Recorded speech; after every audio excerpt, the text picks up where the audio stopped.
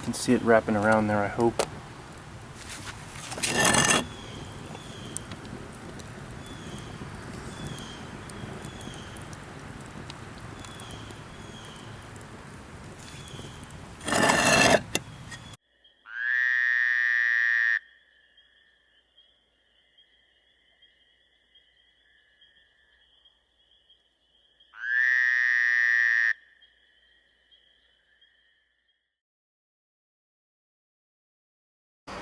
Hey guys, it's Stove Talk with Matt.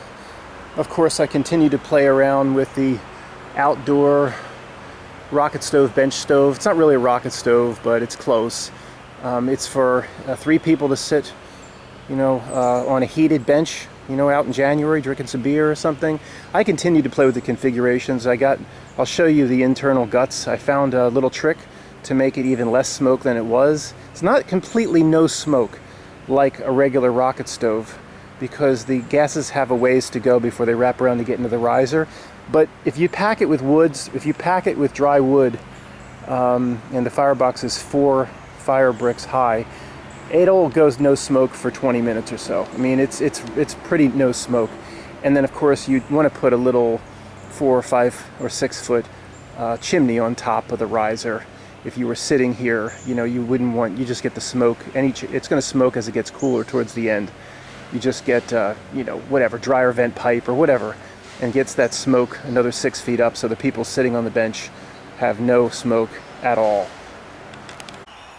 Okay, I removed the benches, or where you would sit, so I can show you the internals, or the best configuration that worked for me. I'm always going for no smoke. And even the original configuration, it went no smoke for 15 minutes, and then as it lost energy, as it got cooler, it started to smoke towards the end. This one did better. This went no smoke longer. And let me just show you, there's a key element here. I added, I don't know, the Russians would call it like a dry slot or a dry slit. I think it really helped kill the smoke, and I'll explain that in a minute. So this is the final configuration. It's 5 rows of fire brick. The base is row 1 plus 4 rows. The cap of the bench goes on top of row 4. This element here, this slit here, which is just under 1 inch, that leads right to the riser. I'll explain what I think that does, or how that improved. This configuration had that slit, and the other one did not. But just the basics. The flames wrap around here, and they go under. The opening there is a 2 brick opening, 2 halves on top of each other, no taller. Now I put this piece of metal in here, and I just used this brick to hold it in place. Actually, I think this brick actually helped some of the flame and heat come up into this slot, which is 2 bricks long, or 2 bricks high, and it's just under 1 inch. I wouldn't go any tighter. I would go about 1 inch, or I'm just a tad under 1 inch on that slit in terms of width. And I'll explain that again in a minute. And this helps the flames wrap around. Any sign of sheet metal that's galvanized, don't breathe it while it's burning off.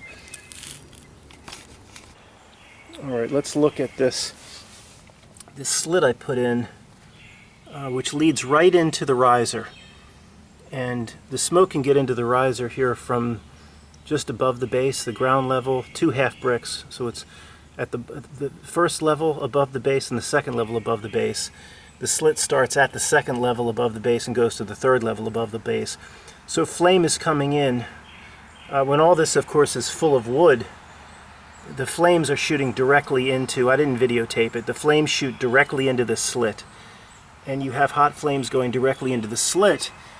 It seems to it really helped with the smoke. If there's any smoke or cooler gases that make it around the bend here, the flame shooting right into this, right above where they come in here, it seems to really help eat up an additional 15 to 20% of smoke. And I don't know, I really think this was helpful if you're going for smoke free. Again, mine is just under 1 inch. It's not even real close to 1 inch. It's not 3/4, but it's probably between 1 inch and 3/4. I would go about 1 inch. I would go a little bit bigger, and but no more than 1 inch and 2 bricks high. And this stove wants to be stacked with wood. I mean, completely filled up. And when it creates that much heat, a lot of the flame is shooting into that slit, and it also creates flame coming into the riser from 2 different directions, which creates turbulence. The gases and flames smash together, which again kills smoke. I'll never put a stove on this channel that smokes heavily. That is not my thing. I don't care one bit about Al Gore. Okay, I would, if you have a piece of sheet metal that almost comes to the top, I like this. Is it necessary? Would the stove work about the same with yeah, it would work. I don't, maybe this helps 3% or something. It's really not a big deal. And what about that brick at the bottom? That's probably not necessary either. I think it helps with no smoke in 2 regards. Just a fire brick that I dropped in here just in front of where the slit starts. A lot of the smoke, hot gases and flame will hit the brick and fold over it and I want as much drawn into the slit as possible.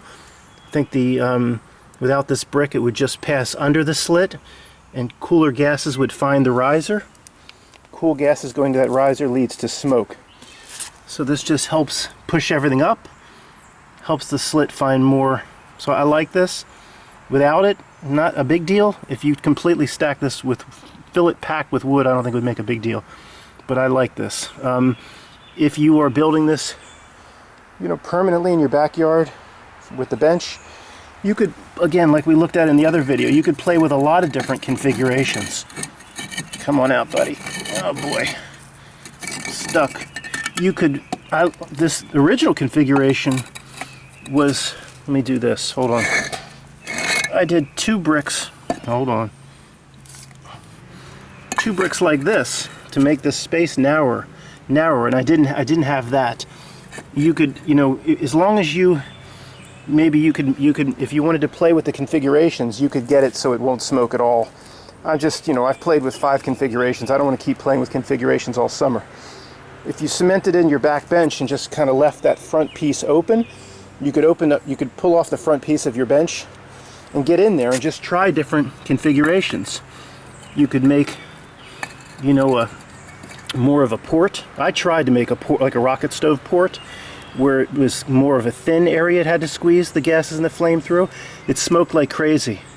Because to me, a port, when you squeeze it off, the port has to be right on the other side of the riser. The riser has to pull. That's what squeezes through the port. This is too far from the riser. All it did was slow everything down and make smoke. So you could try a port over here. As long as you could get into it after you cement everything in place, you could try 15 different combinations at your own, time and leisure like this, just to see, for how full you're going to fill everything to get it to not to smoke. Oh, but it won't, again, it won't smoke much anyway. So just to go back to this slit here, I think this was very effective for eating up smoke. And in general, these seams, like if you're building a larger masonry heater or Russian stove, these seams that allow, the Russians call it a dry slot, a dry seam, or dry joint, that allow some of the flames to get into the channel or the next channel or the riser more quickly, is really effective for a lot of reasons. It helps initial draft. It helps so you don't have to prime it. You could just reach in and prime that slit a little bit with a little bit of newspaper and start your draft if you ever had an issue starting draft. So these are really effective in all different types of stoves, and they're not typically used to eat up smoke like I'm using it, because it's not, all 90% of the gases and flames can't get into that little slit. It has to pass around or go the direction you want it to go in your masonry heater or Russian stove. Only a small portion can pass through the slit, so you're not really losing, you're not losing that much efficiency or anything, and it just is a huge benefit to help prime, and again, what I'm using it for. So, could you put a barrel over the top of this? Yeah, it would work. I don't, this is not as smoke-free as other rocket stoves. If you're going to use a barrel and a rocket stove to heat your house, I would use a more traditional design, like a batch box with a barrel, or the old J tube with a barrel. I wouldn't use this for in the home with a barrel. It's just not. This is way better for just outside. The idea is to have the bench on a cold day, so you could get 3 people sitting on this all warm in January when it's 15 degrees. And if it's not, somebody in the comments said, "Well, it's not big enough." Well, just push it out another fire brick, so you could get 3 people on the front, 1 person on the back. Or somebody might say, "Well, can I make the firebox deeper?" Ooh, I wouldn't. See, the firebox is 4 high. 1, 2, 3, 4, and then the base. You don't count the base. The firebox is 4 high. I would not go any higher on the firebox because you're limited by the 2 brick, the 2 halves opening that going into the riser. You're limited by that. Filling this up with another layer of wood, you're going to get bottled up, I think. I don't know. I'd like to try it, but I'm done trying configurations. I think you'd get bottled up. There's only so much that can go through that 2 brick. And I guess someone could say, well, if you open up another one and make it a 3 brick opening, 3 halves, well, that doesn't really help you either, because you're limited by this. You're limited by the small size of the riser itself, which is just a half brick, at least in this configuration. And if you go wider on the riser, then more air, more cool gases, more smoke. So you're limited by this. So there's no reason to make that any larger. There's only so much that can go into this. So I think, I do like packing this full with wood, completely packed with dry wood. And no, I wouldn't make it. If you think the bench is too low, just put the whole stove up on 1 layer of cinder block, so you sit up a little higher. And again, this configuration with the 2 bricks worked great, but I like the sheet metal, with that other brick in front, the one I showed you earlier. I think that was a little bit better. Although this test with the 2 bricks the way they are now, where I didn't choke this off, I didn't really choke it off into a port. This was very low smoke as well. Not really related, but I wanted to show you this Imperial Furnace cement. I bought it actually at a hardware store that's now closed, but you can order it easily on Amazon. It's a great product. It's pre-mixed. It's not real strong, but you know what? It's great. Like if you're using a rocket stove and you put the barrel on top, that seam, you want to get a nice. You want that seam to be very, very covered up, so you don't get any gases or carbon monoxide between your masonry and your barrel. Especially if you're using it in the home. And this is a great product. You just put your rubber gloves on and just push it on by hand and smooth it out. And I think if you had water glass or liquid glass, which is like I think some sort of epoxy product. This is partially water glass and liquid glass, but if you add a little bit more, it's gonna make it a harder, more firmer product. But it's not real. It's not real. You could use it for fire brick, but it's not real strong. I mean, but that's okay. It's real malleable. It's easy to work with. It hardens up nice, and I think it's real good for. I just used it in my oil burner. My oil burner. Pipe, 6-inch pipe going into the cinder block chimney. Basically, it had some holes, some corrosion holes, and I just went over by hand with this, and it really sealed the holes up on my 6-inch pipe from my oil burner up nicely. Just I don't know, it's like $7 or $6. You should just have it on hand. It lasts without opening. It'll last several years without opening it. What was nice about this configuration is you just cap it off with 1, 2, 3, 4, 5, 6, 7 of they're 8 by 16 concrete blocks at any Lowe's or Home Depot or concrete store or cinder block or concrete block store in the United States. I mean, I'm sure they're common in Europe too, but maybe not exactly they're not exactly 8 by 16s anyway. But for the bench, you want the thick ones. I don't know, what is that, 4 inches thick? For the test, I use the thin ones, and it just gets too scalding hot too quickly because these are right on top of the flame. So definitely don't get the 1.5 or the 2 inches. You want the real thick, 4 inches. I think you could sit on this probably for 45 minutes. And even if it got too hot, you could put just a little blanket on top and you could still sit there. Where the thin ones, you can't sit on it for longer than 5 minutes. So it was let me show you around the back. This kind of hangs off a little bit, but with the right mortar, with the right mortar, it would be very solid for somebody. You could actually put, it would easily seat 3 people. And your backs can lean up against the riser. That's going to get nice and warm. Pretty fun out in the snow in January, I thought. So I'll show you the guts of the internals that I decided. There was a little trick inside where you make a slit where you let the flames and the gases go directly into the riser, kind of a shortcut. I'll show you that. But this is the final version of the bench, what I call a rocket stove. And I think it'd be a lot of fun for people in, outside in January. And when it wants to really be packed with dry wood, and it likes. Let me pause this. Let me show you the configuration on the door, making your door what it likes the best for no smoke.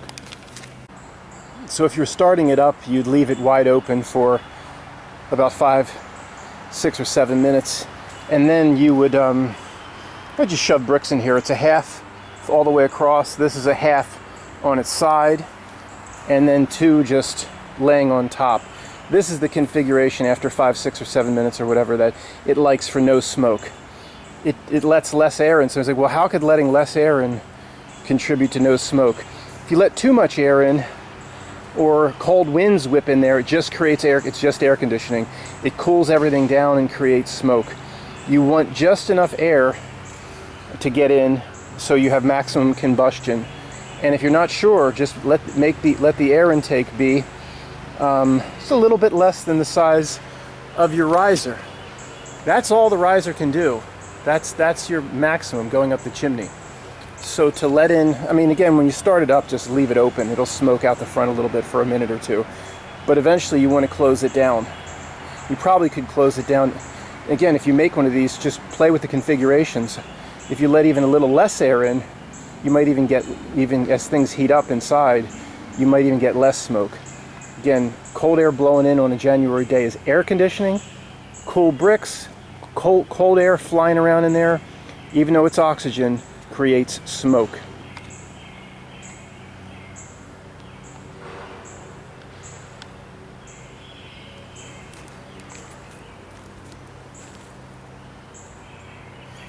The final part of this video is just this one picture. It's the detailed conversation on how to build this. And again, it's only this one picture. If you're not going to build this, you probably want to check out of this video. For the breakdown of the rows and the layers, 2 videos back, I believe, from this one, is a detail of the base, the rows, and the layers. If you're going to build this, just look a video or 2 back, and you'll see the other one related to this stove. This is the final configuration. One of the biggest problems is the bench itself. It's not really a problem. It's just I have the second block and the third block, if you count from the block closest to us. Again, these are 8x16s, available at any Lowe's or Home Depot. Solid concrete block, not the one with the holes. I have some that you might see in this video with the holes. As a test, I filled it with different materials, but they expanded at different rates than the concrete, and many of them cracked. You want the solid concrete blocks, roughly, it's like, I think like $1.90 each, something like that. $2 each, $2.05, something like that. So you want the 8x16s and the thick ones again. The biggest issue is I have this jury rigged just to show you how the bench would look. All the blocks are nicely sit on the ledge of the fire brick, except the second and third block. So when counting from the block closest to us, the second one is very light and white. The third one is very dark and black.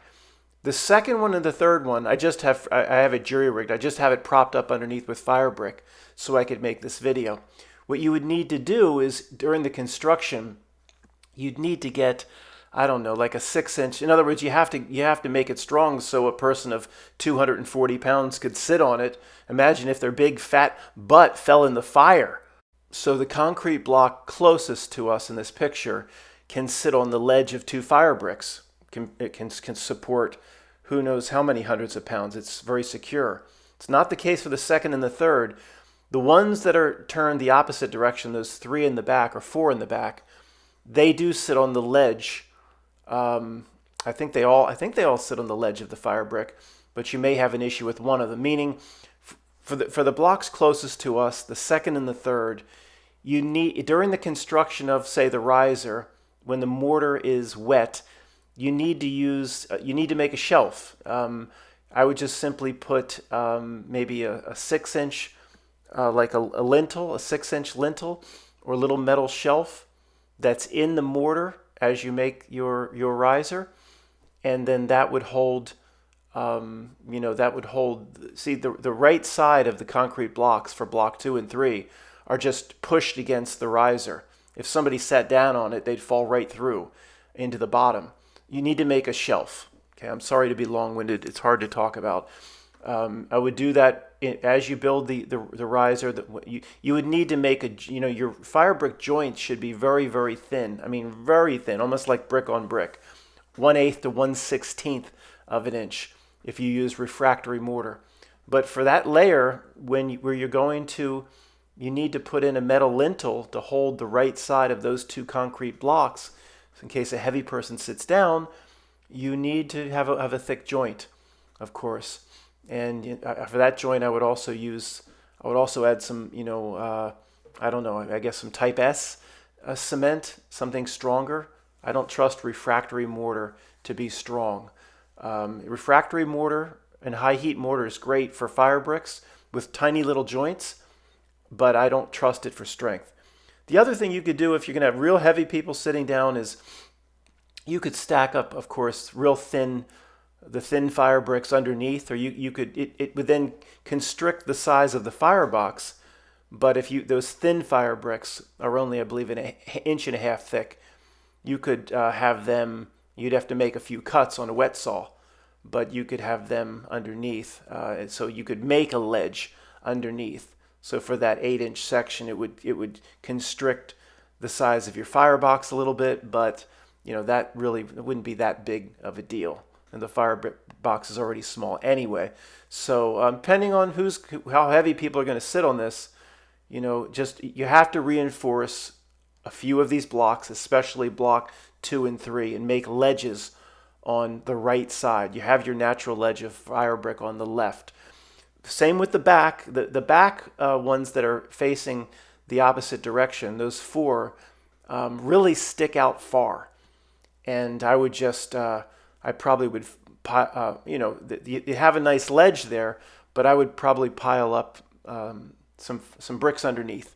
So if you have somebody that jumped up on the edge of the ledge, it would crack off. Or I would support it in that way. Sorry, this really didn't come out real well, but support you need to think about ways to support your bench.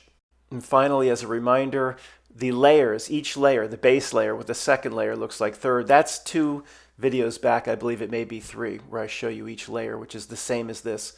It's just the internal configuration using that piece of metal, and some things were different internally to try to get even less smoke. If you were to make this and you're worried about, you don't want to smoke out your neighbors, it's going to be very smoke-free, but it might not be perfect unless you play around with configurations inside. So I'd mortar everything up except that first concrete block. And I'd want to be able to remove, that first concrete block you can put on across the shelf of 2 fire bricks. You don't even, do you even need to mortar it? I'd have that removable so I could get in, reach in with my hands and try different configurations of what creates no smoke, like a batch box rocket stove port going into a riser creates no smoke. I tried to do that a port, but as I might have mentioned in this video, the port was too far from the riser, so it created smoke. Put 2 fire bricks in the back, squeeze it off a little bit, or squeeze off try different things. Squeeze off the right side with fire bricks, so it has to wrap around a longer distance. It might, as things heat up, it might go more no smoke. So if you could remove that first concrete block, you can get in there every time. You could try different configurations for, for months, which, how many people like to do that? That's something that appeals to crazy people like me. But how many people want to do that? In terms of mortar, use refractory mortar. It's expensive. It's like $45 for a 40-pound bag. But your joints are you're only going to need one bag. Your joints, other than that one joint where you have to put your lintel shelf in for the concrete block, the joints should be almost nothing. I mean, the only reason for joints is if you're not a bricklayer. Sometimes if you're a little off, you have a little bit, an eighth of an inch joint, you can kind of correct on your level. You can correct on the next joint and make up for a mistake. But if everything's going great, your joint should be very thin layer. Dunk your fire bricks in water. The fire brick is very absorbent. Dunk it in water for 3 to 5 seconds, at least. Spread on your refractory mortar, very thin, and then hammer, rubber hammer one fire brick down on top of the other, extremely, extremely thin, almost like bricks lying on top of bricks. There's a Russian method for using refractory mortar that holds initially the strongest and over time the strongest. They actually dunk the brick for 3 seconds, put it on, scrape it off, and then put it on again. I've done that, and then you push it together and it sticks like immediately. I don't know. I don't know if it allows them to continue to work. That's not really necessary for this. You're not going up 6, 7, 8 feet in the air. Just put it on thin and rubber hammer it down. Make sure your bricks are wet. Refractory mortar. Now for the bench, what would I do? I think I would use the old, 3 parts for the concrete block. 3 parts sand, 1 part fire clay. That's expensive now too, like $40 a bag, because everything's expensive. People have to have their fire clay sinks in their McMansion homes like assholes. And I would add a nice full part of lime. Or I would probably, for the bench, I'd add 3 parts sand, 1 part clay, half part lime, half part type S. And that's for like when you're squeezing the concrete blocks together, so the smoke doesn't come up through. For the other parts where it touches the fire brick, depending on where you think a heavy person might sit down and the bricks might move, you maybe you want to get away from your 3 parts sand, 1 part clay. Make it stronger, or 2 parts sand, 1 part clay, 1 part lime, 1 part type S, more cement. Lime isn't that strong, but cement is. You're not going to get a super high heat situation. I think wherever the concrete block hits the fire brick, use a little bit more cement to make sure everything's secure. And if anybody's screaming at me saying, "Well, concrete block, Matt, won't last if getting blasted by heat for," oh yeah, it won't. Like, so what? Go to Home Depot and buy another block for $2. It won't last forever. When it's ready to fall through, make sure you're not, if you don't use ridiculous type S cement or Portland cement where the block touches the fire brick, because when you go to smash out the bench, if it's starting to fall through, you're going to rip out, your fire brick pieces are going to rip apart if you use some super high strength cement. So I don't know if that didn't come out real great either, but I'm not going to re-record, guys. At some point, for people that are here are very, they know more about this stuff. They're more handy than I am. So at some point, I'm always trying to talk to the person that needs a little extra help, and most of you guys don't. So sorry, guys. Thanks for being here.